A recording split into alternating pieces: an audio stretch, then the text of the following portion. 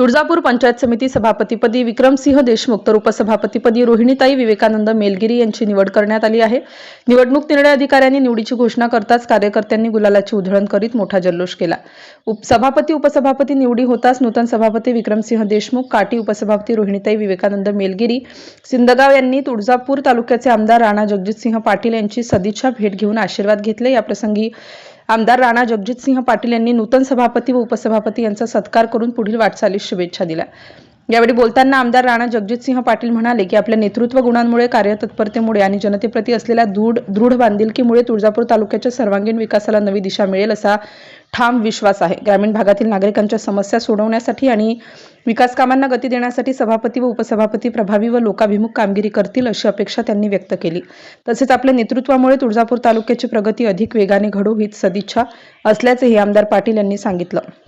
या प्रसंगी भारतीय जनता पक्षाचे जिल्हाध्यक्ष दत्ताभाऊ कुलकर्णी, नितीन काळे, सुनील मालक चव्हाण, विनोद उर्फ पिंटू गंगणे यांच्यासह पंचायत समिती सदस्य, तालुक्यातील प्रमुख पदाधिकारी व कार्यकर्ते मोठ्या संख्येने उपस्थित होते। गणामध्ये जसं आपण गटामध्ये करतोय तशी प्रत्येक गणामध्ये पण एक समिती किमान 5 लोकांची आपण करणार आहोत। ज्यांनी या प्रक्रियेमध्ये जीव तोडून काम केलं अशी लोक त्या प्रक्रियेमध्ये पाहिजेत आणि निर्णय घेताना विकास कामाच्या बाबतीत असतील, कामं कोणाला द्यायचीच्या बाबतीत असेल किंवा ज्या काही अडचणीचे शब्द आपण दिले, प्रत्येकाने निवडणुकीच्या दरम्यान शब्द दिले ते पूर्ण करण्याच्या अनुषंगाने देखील त्या कमिटीची आणि स्वाभाविकच आहे सदस्य किंवा जो आपला उमेदवार होता पण निवडून येऊ शकला नाही त्याची ही जबाबदारी पुढच्या काळात राहणार आहे।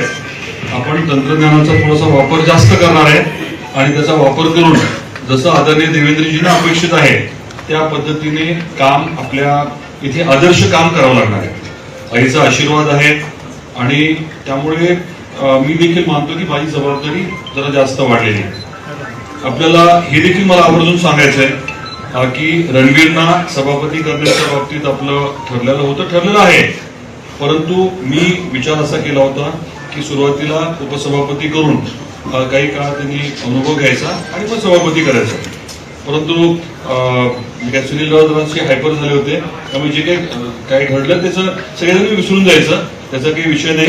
येणाऱ्या काळामध्ये पुढची संधी जी आहे सभापती पदाची ती आपण रणवीरनाच देणार आहोत आणि या निवडणुकीमध्ये जी काही निगेटिव्हिटी, नकारात्मकता जी आहे ती सगळ्यांनी आज झटकून टाकायची।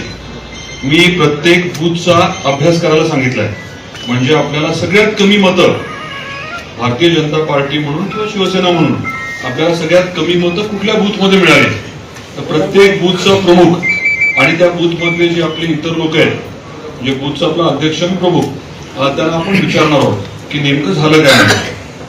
हे तर करायचं ठरलं ना आपलं, आता कडक राहायचं ठरलंय।